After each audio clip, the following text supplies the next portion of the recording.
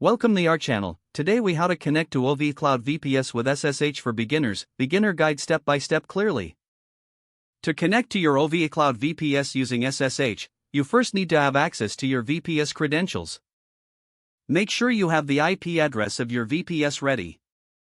You will also need an SSH client installed on your computer. If you are using Windows, you can download an SSH client like PuTTY.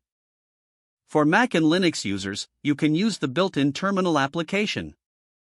Once you have your SSH client ready, open it to start the connection process. In the case of PuTTY, enter the IP address of your VPS in the hostname field. Ensure that the port is set to 22, which is the default port for SSH. For Mac and Linux users, type the following command in your terminal: SSH root at your _VPS _IP, replacing your _VPS _IP with your actual VPS IP address. Next, press enter to initiate the connection. If this is your first time connecting, you may be prompted to accept the server's SSH key. Type yes and press enter to continue. You will then be asked for your password. Enter the password associated with your VPS and press enter.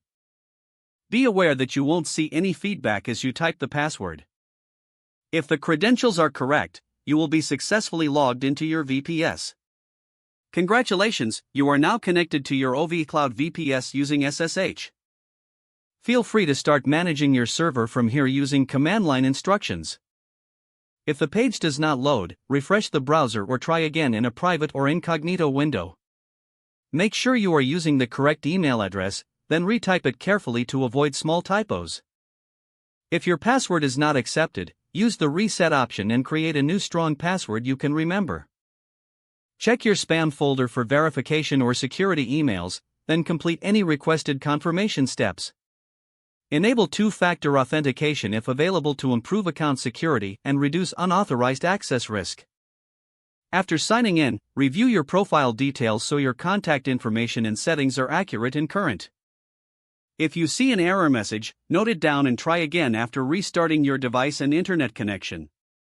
Log out when you finish, especially on shared devices, to keep your account and payment information secure.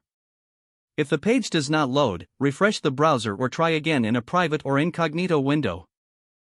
Make sure you are using the correct email address, then retype it carefully to avoid small typos. Don't forget to like this video and subscribe to our channel for more step-by-step tech guides.